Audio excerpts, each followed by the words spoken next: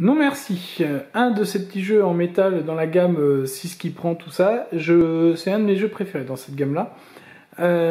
C'est un jeu avec assez peu de matériel, hein, puisque nous avons juste des cartes qui vont de 3 jusqu'à 35 et des petites pastilles rouges. Et avec ça, nous avons un petit jeu malin, un peu méchant, un peu opportuniste, qui est plutôt agréable à jouer.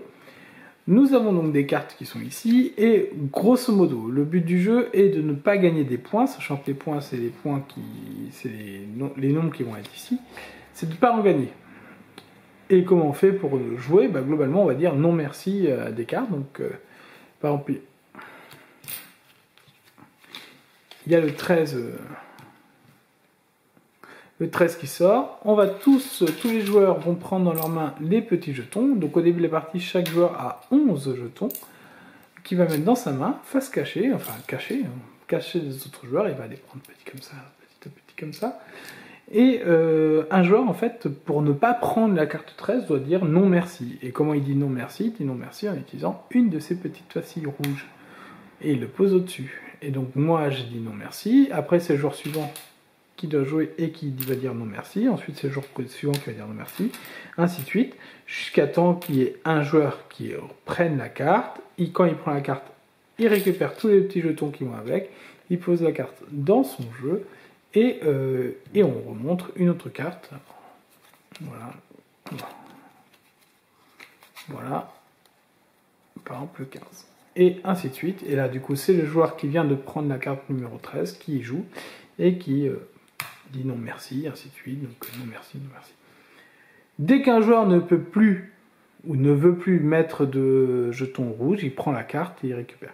Donc bien sûr, il peut y avoir des cas où un joueur peut se gaver en jetons rouges, et d'autres cas où il n'a pas le choix et il prend une carte très mauvaise, et voilà.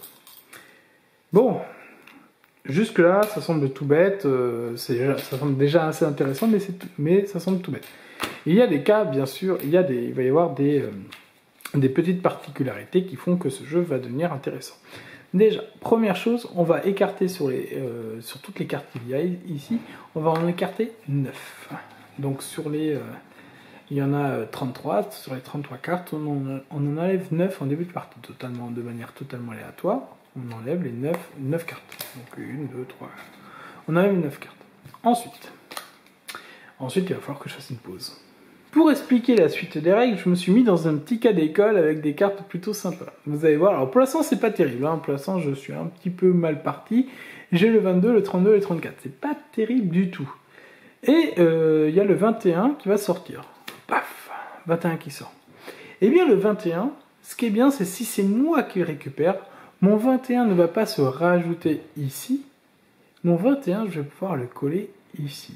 Et donc du coup, ces deux cartes-là, au lieu de valoir 22 points comme la première, elles ne vont valoir que 21 points. Mais attention, je ne vais pas, une fois que le 21 sort là, je ne vais peut-être pas le prendre directement. Je vais faire un petit peu cracher les autres. Donc je vais dire que par exemple, moi je ne le veux pas. Les autres, ils savent que je le veux. Mais ils ne vont pas le prendre parce que 21 points ça fait mal. Donc du coup ils vont mettre non merci, puis l'autre il va mettre non merci, ainsi de suite. Et en fait, je vais récupérer au fur et à mesure pas mal de jetons que je vais pouvoir ensuite récupérer quand je vais prendre le 21 pour le poser ici. Donc en plus de gagner un point, je passe de 22 à 21 points négatifs, je vais récupérer quelques petits jetons supplémentaires. Donc ça c'est plutôt pas mal. Attention à ne pas être trop gourmand parce que sinon les autres ils vont le prendre à un moment donné. Donc ça peut être pas mal.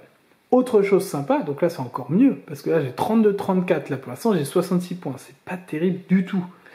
Eh bien regardez, si là il arrive quelle carte? Attention, vous allez deviner, et oui, si le 33 arrive,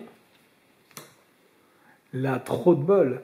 Là je peux prendre le 33 et le mettre devant le 34, mais du coup le 32 devient le 32 vient à la suite du 33, donc du coup ces trois cartes ne valent que 32 points, et non plus 32, 33, 34 ou 32, 34. Donc l'avantage de prendre le 33 est énorme ici.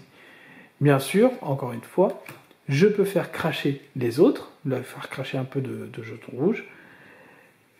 C'est un risque, mais je peux le faire pour gagner quelques petits jetons rouges. Voilà. Donc il y a un esprit quand même de stop ou encore par rapport à faire cracher les autres qui existe dans ce jeu-là. Cependant, attention, j'avais le 32, j'avais le 34 en espérant avoir le 33, mais il est possible que la carte 33 fasse partie des 9 cartes que j'ai écartées au début de la partie. Et dans ce cas-là, là, mon 34, c'est pas bon du tout, puisque les 9 cartes qui ont été séparées, qui ont été écartées en début de manche, en début de partie, elles ne sont pas connues des joueurs. Donc là, par exemple, je vais prendre cher pour pas grand-chose. Donc voilà, c'est un jeu où il faut gérer un peu la quantité de jetons rouges qu'on a, le nombre de points. À la fin d'une partie, on compte le nombre de points qui ont été perdus ou gagnés, mais le but c'est de ne pas en gagner.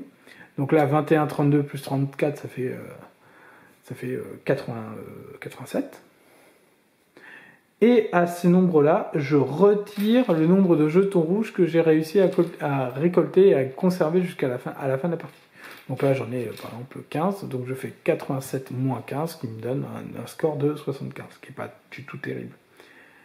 On se fixe plusieurs tours de jeu, une limite, par exemple, une fois que quelqu'un est arrivé à 100, on arrête la partie, ou on fait 5 manches, voilà, on fait ça en plusieurs manches pour que ce soit un petit peu plus harmonisé au niveau de la chance ou de la malchance, et après, on termine le jeu. Voilà pour le non merci, qui est très malin. C'est un vrai jeu de malin, d'opportuniste. C'est très très bien.